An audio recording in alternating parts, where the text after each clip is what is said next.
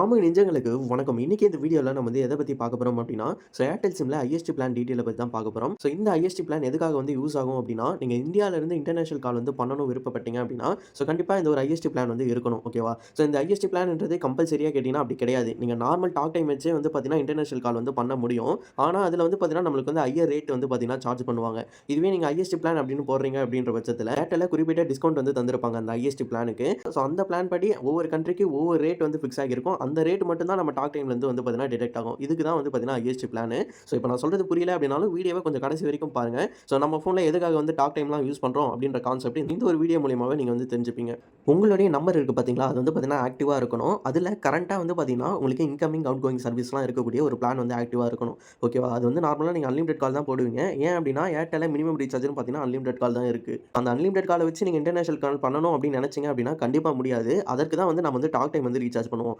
அந்த talk time வந்து recharge பண்ணிட்டோம் அப்படின்னா, கரண்ட் பிளான் இருக்கு பார்த்தீங்களா, ஆக்டிவா இருக்கக்கூடிய பிளானு, அந்த பிளான் வந்து என்னைக்கு வந்து முடியுதோ, அது வரைக்கும் அத வந்து யூஸ் பண்ணிக்கலாம். திரும்பி நீங்க இன்னொரு தாட்டி வந்து ரீசார்ஜ் பண்றீங்க அப்படின்னா, அதற்கு என்ன எக்ஸ்பைரி டேட் இருக்கோ, அந்த எக்ஸ்பைரி டேட் வரைக்கும் வந்து பார்த்தீங்கன்னா, அந்த டாக் டைம் வந்து இருக்கும். இதுலேருந்து என்ன புரிஞ்சுக்கணும் அப்படின்னா, அந்த டாக் டைம் வந்து எக்ஸ்பைரி டேட்ன்றதே கிடையாது. நீங்க கரண்ட்டா ஒரு பிளான் வந்து இப்ப ரீசார்ஜ் பண்றீங்க அப்படின்னா, அத டிபெண்ட் பண்ணி தான் அந்த டாக் டைம்ன்றது இருக்கும். டாக் டைம் வந்து நீங்க எவ்வளவுக்கு வேணா ரீசார்ஜ் பண்ணிக்கலாம். இதுல வந்து ரூ. 100, ரூ. 10, ரூ. 50, ரூ. 100, ரூ. 500 எவ்வளவு வேணா இருக்கு. நீங்க எவ்வளவுக்கு வேணா ரீசார்ஜ் பண்ணிக்கலாம். இந்த ரூ. 500 இப்ப ரீசார்ஜ் பண்றீங்க அப்படின்னா, இது வந்து பார்த்தீங்கன்னா, உங்களுக்கு வேலிடிட்டியே கிடையாது. கரண்ட்டா ஒரு பிளான் வந்து ஆக்டிவ்ல இருக்கும்ல, அந்த பிளான் எப்போ முடியுதோ அது வரைக்கும் இத வந்து யூஸ் பண்ணிக்கலாம். அதுக்கப்புறமும் இது ஆக்டிவா தான் இருக்கும். ஆனா நம்மளால இன்கமிங், அவுட்கோயிங்லாம் பண்ண முடியாது.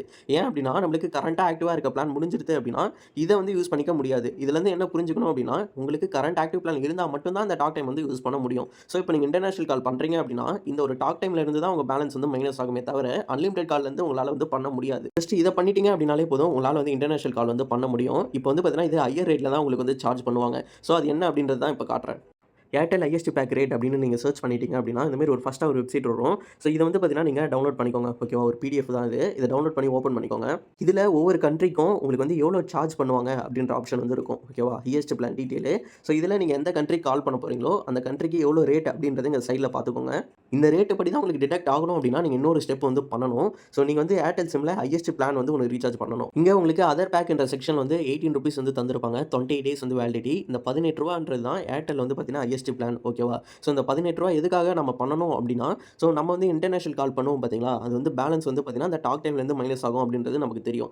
எவ்வளோ வந்து மைனஸ் ஆகணும் அப்படின்றத அந்த பிடிஎஃப்ல நம்ம பார்த்தோம். அந்த பிடிஎஃப்ல இருக்க ரேட் படி உங்களுக்கு மைனஸ் ஆகணும் அப்படின்னா, இந்த ஐஎஸ்டி பிளான் வந்து நீங்க ரீசார்ஜ் பண்ணணும். சப்போஸ் இந்த ஐஎஸ்டி பிளான ரீசார்ஜ் பண்ணாம வெறும் டாக் டைம் மட்டும் ரீசார்ஜ் பண்ணிட்டு இன்டர்நேஷனல் கால் பண்ணீங்க அப்படின்னா, உங்களுக்கு நார்மலா இன்டர்நேஷனல் கால்லாம் போகும். பட் அவங்க சார்ஜ் பண்ணுவாங்க பார்த்தீங்களா, அந்த காஸ்ட் வந்து பார்த்தீங்கன்னா ரொம்ப அதிகமா இருக்கும். இல்ல உங்களுக்கு கம்மியா வேணும் அப்படின்னா தான் இந்த ஐஎஸ்டி பிளான் வந்து நீங்க ரீசார்ஜ் பண்ணணும். இந்த ஐஎஸ்டி பிளான்க்கான டீட்டெயில் அந்த பிடிஎஃப்ல இருக்கு. அந்த பிடிஎஃப் எப்படி டவுன்லோட் பண்ணணும் அப்படின்றத நான் சொல்லிட்டேன். அதுல வந்து நீங்க செக் பண்ணி பார்த்துக்கலாம். ஒவ்வொரு கண்ட்ரிக்கும் எவ்வளோ அப்படின்றத இங்க வந்து தந்திருப்பாங்க. இதுல ரேட் பெர் மினிட் அப்படின்ற ஆப்ஷன் இருக்கும். இதையும் நீங்க செக் பண்ணி பார்த்துக்க வேண்டியதான். இப்போதைக்கு ஐஎஸ்டி பிளான பத்தி உங்களுக்கு டீடைல்டான இன்ஃபர்மேஷன் கிடைச்சிருக்கும் அப்படின்றத நம்புறேன். ஆல்ரெடி வந்து பார்த்தீங்கன்னா, ஜியோ சிம்க்கு ஐஎஸ்டி பிளான் டீடைல் வந்து அப்லோட் பண்ணியிருக்கோம். அதையுமே செக் பண்ணி பாருங்க.